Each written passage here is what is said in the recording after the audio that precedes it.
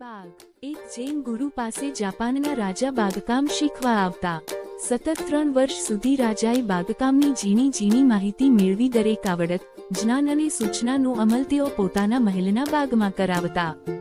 એક દિવસ જૈન ગુરુએ કહ્યું, મહારાજ, તમે નહીં 3 વર્ષથી બાગકામ શીખો છો. હવે તમારે પરીક્ષા આપવી પડશે.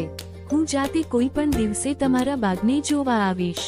રાજાએ પોતાના માણસો અને માળીઓની ફોજને કામે લગાડી અને ઝીણી ઝીણી બાબતનું પોતે ધ્યાન રાખ્યું અને બાગને એટલો સુંદર ખીલવ્યો કે ગુરુજી જોઈને ખુશ થઈ જાય. રોજ બાગને સુંદર અને સ્વચ્છ રાખવામાં આવતો. દરેક છોડ, વૃક્ષ, ફૂલ, પાન બધું જ એકદમ વ્યવસ્થિત અને સુંદર હતા. ક્યાંય કોઈ ખામી ન હતી, ક્યાંય કોઈ ભૂલ ન હતી. એક દિવસ વહેલી સવારે રાજા બાગમાં બધું બરાબર છે કે નહીં તે જોવા નીકળ્યા અને તે જ સમયે જૈન ગુરુ પણ આવ્યા. રાજા તેમને જોઈને ખુશ થઈ ગયા. રાજા મનમાં ખુશ હતા કે સારું, મેં બધું તપાસી લીધું અને ગુરુજી આવ્યા. બધું જ એકદમ બરાબર છે, કોઈ ભૂલ નથી. ચોક્કસ ગુરુજી મારો બાગ જોઈ બહુ જ રાજી થશે. પણ તેમ ન થયું. જૈન ગુરુ પોતાના કાયમી હસતા ચહેરે બાગમાં પ્રવેશ્યા, પણ જેમ જેમ બાગમાં ફરતા ગયા અને બધું જોતા ગયા અને તેમના મુખ પરનું હાસ્ય ગાયબ થઈ ગયું. તેઓ એકદમ ગંભીર બની ગયા. ગુરુજી આમ તો હંમેશા ખુશ મિજાજ અને હસતા રહેતા, પણ આજે કેમ ગંભીર થઈ ગયા? રાજાના મનમાં પ્રશ્ન થયો અને સાથે ચિંતા થઈ કે શું મારી કોઈ ભૂલ થઈ? શું હું આ પરીક્ષામાં નાપાસ થઈશ? ધીમેથી રાજાએ હિંમત કરી પૂછ્યું, ગુરુજી, શું થયું?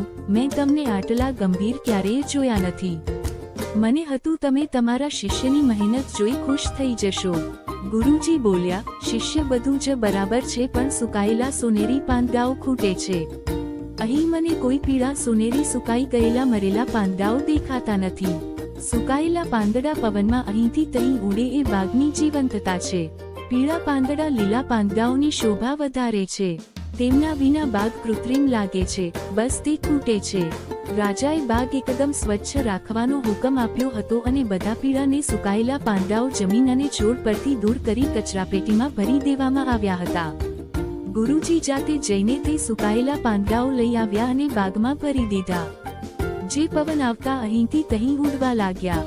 ગુરુજીએ સમજાવ્યું કે લીલા પાન નવજીવન છે અને પીળા સુકાયેલા પાન વીતી ગયેલા જીવનનું ગાન છે.